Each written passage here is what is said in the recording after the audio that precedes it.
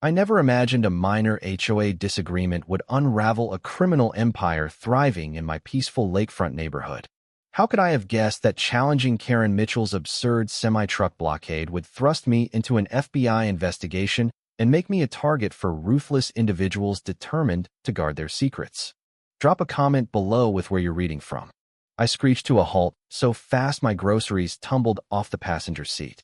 There it was, a hulking yellow semi-truck parked squarely across my driveway, obliterating my serene view of Lake Serenity. After a grueling 14-hour drive back from visiting my ailing mother, this was the last thing I needed. What the heck? I muttered, fumbling for my phone to snap photos. My tranquil lakeside escape was now hidden behind this monstrosity. Who would pull such a stunt? I didn't have to wonder long. Karen Mitchell, armed with a clipboard and her signature coral lipstick, strode toward me with that insincere grin I'd come to despise. "Oh, good. You're back," she chirped, waving a perfectly manicured hand. "We've been trying to reach you." "Karen, why is there a semi-truck blocking my driveway?" I asked, struggling to keep my voice calm despite my exhaustion. Her smile tightened. "Well, after a thorough review, the HOA board found your driveway violates Section 7.3 of our bylaws. It's 6 inches too wide and the wrong shade of concrete." She tapped her clipboard smugly. "The board voted last night to block it off until you fix it." My jaw hit the floor. "With a semi? Are you kidding me? I've lived here 5 years with this same driveway." Karen's eyes narrowed. "Rules are rules. Maybe you should have studied the bylaws before making unapproved changes." "I didn't change anything. This is how I bought the place." I took a deep breath, recalling my doctor's advice about my blood pressure. "Can I see the paperwork for this decision?" "I'll have it sent within 10 business days, per our procedures," she replied with a smirk. "For now, park on the street." "The street's half a mile away." I protested. She shrugged. "Not my problem. Maybe next time you'll think twice before opposing reasonable HOA proposals." And there it was, the real motive. 3 months earlier, Karen and her husband, Paul, had pushed to drain part of the lake for a private tennis court. As a lakefront owner, I'd spoken out against it at the meeting. They lost the vote by a landslide, and Karen had been icy ever since. "This is absurd," I said. "You can't block driveways over personal grudges." "Grudges?" Karen gasped, clutching her chest. "I'm enforcing rules to protect our property values. Unlike some people, I care about this community." As we argued, my neighbor Jack Carter approached from his yard. A retired Marine, Jack was the only one who rattled Karen. "Everything okay here?" he asked, arms crossed. Karen's fake smile reappeared. "Just HOA business, Jack. Nothing to worry about." Jack had the truck, then me. "Seems a bit extreme for whatever's going on." "Tell me about it," I muttered. Karen gripped her clipboard tighter.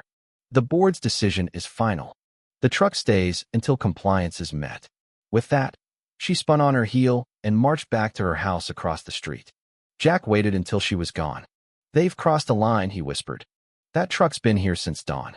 I saw Karen snapping photos of your place yesterday while you were away." "This is nuts," I said, unlocking my phone. "I'm calling a tow company." Jack shook his head. "Already tried. They won't touch it without permission from whoever parked it." Guess who signed the permit? Our dear HOA president. Feeling cornered with groceries and no way to unload, I parked on the street and hauled everything home by hand. "By the way," Jack said, helping with bags, "check your mail.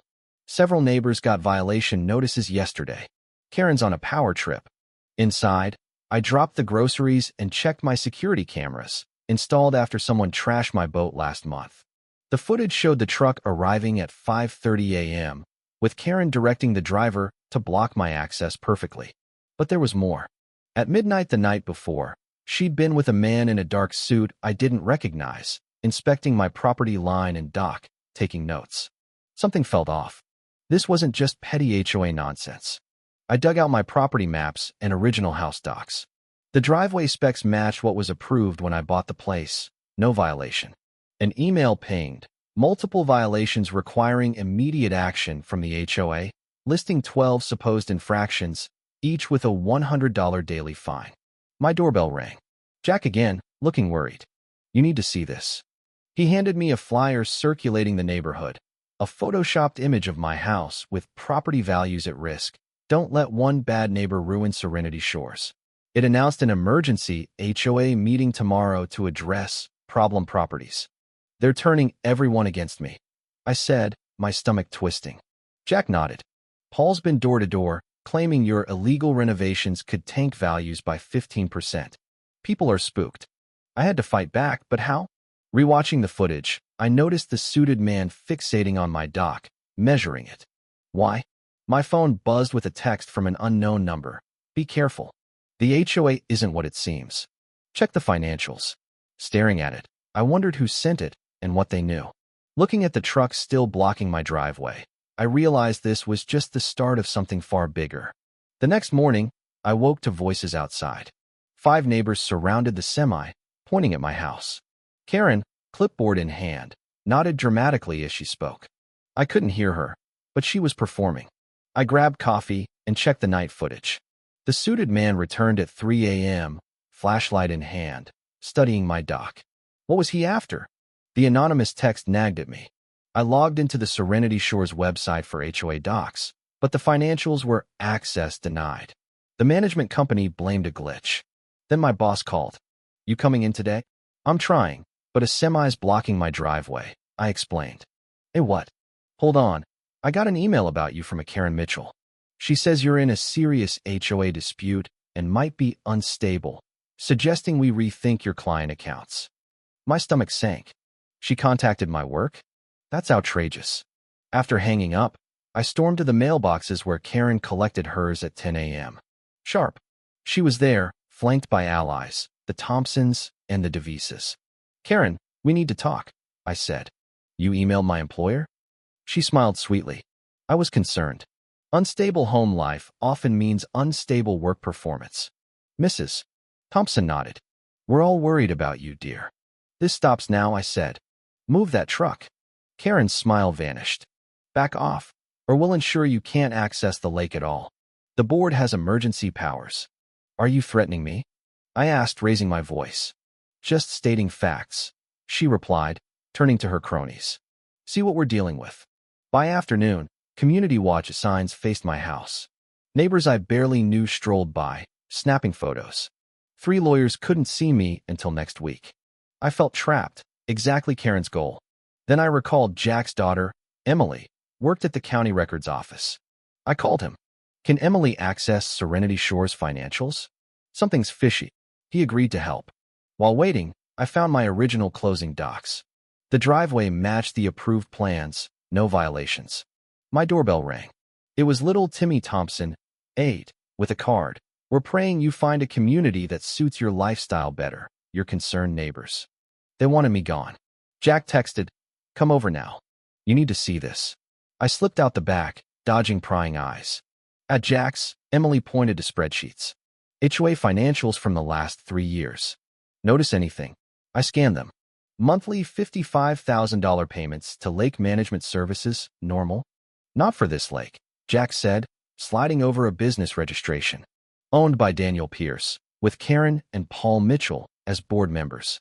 They're paying themselves $660,000 yearly from HOA funds. That's not all, Emily said. 3 waterfront properties foreclosed for violations in 2 years, all bought by Pierce's shell companies. It clicked. They're forcing people out to snag lakefront homes cheap. And I'm next. Your dock's the deepest water access, Emily said, showing a map. Perfect for bigger boats. An email alert. The HOA called an immediate vote to restrict lake access for properties with violations. Tomorrow's meeting is a trap, Jack warned. A black car lingered down the street. Through my security app, I saw a woman approach my door, not local, in a crisp suit. She held up a badge to the camera. I'm Agent Laura Bennett, FBI. We need to talk about your neighbors and this lake. It's urgent. My hands trembled as I let her in, spilling coffee. She declined a cup, her face stern. I've watched your neighborhood 6 weeks. Your HOA issues flagged us, not for what you think. She opened a folder, photos of Karen and Paul with strangers at odd hours by the lake, including the suited man. What's this? I asked. Money laundering, Bennett said. The Mitchells use HOA funds to clean dirty cash, random fees, assessments, fake contracts. So the truck isn't about rules? Your property's a key lake access point. You bought it 3 years into their scheme. They've been trying to control it since. She showed bank statements. $50,000 for non-existent lawn services, $75,000 for a closed pool. Daniel Pierce ties to crime families across state lines. My stomach nodded. I'm in their way. Exactly. Your cameras might have caught something they want buried. I recalled odd lake lights last month. Boats at 2 a.m., no running lights. We need your help. Your footage could be evidence. Can we count on you? I'm in, I said. Act normal, Bennett warned. Complain about the truck, but don't yield. We'll be close. As she left via the back, Karen's blue SUV cruised by. Bennett ducked. She's watching. This'll be tricky. I reviewed footage. Boats docking late, men with crates, Paul overseeing. I hit a flash drive with copies behind a fake outlet. A text from an unknown number. Board meeting tomorrow. Your violations will be discussed. Final warning. I sent it to Bennett, who replied, perfect harassment evidence. Keep gathering. That night, a car watched my house. FBI or Karen's spy. Sleep eluded me. At midnight, glass shattered downstairs. I hit the panic button, texted Jack, help, someone's inside, and called 911. Footsteps roamed below. Check his office, Paul whispered. Karen said he printed financials. They're after my cameras, Karen hissed from the kitchen. Daniel says if the dock deliveries leak, we're done. I recorded on my phone as Paul ordered. Upstairs. I hid in my closet, watching through hangers as Karen searched my room. He heard us, she snapped, finding my warm bed. Jack texted, police 3 minutes out. Karen neared the closet. I held my breath. Karen, Paul yelled. Found something. She left. Downstairs, Paul held a password-protected flash drive. Take it, Karen snapped, and his laptop. They trashed my office. He's tracked our transfers, Paul said. Karen fumed. I said get rid of him months ago. Daniel didn't want attention, Paul countered. Headlights swept my lawn. Someone's here, Paul whispered. They fled out back with my laptop. Sirens wailed. I flushed the toilet, slamming the bathroom door. He's up there, Karen yelled. I locked myself in as they pounded the door. Police lights flashed. The door splintered. Karen lunged, snatching my phone but missing the panic button. You don't know what you've started? She snarled, deleting my recording. Drop it, police shouted. Karen and Paul shoved me, bolting out back. Officers cuffed Karen in my kitchen. Jack had tackled Paul outside. Bennett arrived. You're lucky. This is just the start. Daniel Pierce doesn't leave loose ends. They knew the FBI was watching, I said. Impossible, unless, she called for a leak sweep, then showed me a lake map. Serenity Shores was built for crime. Tunnels under the lake moved drugs, stolen goods across counties. Weeks later, neighbors turned on me, fed lies by the Thompsons.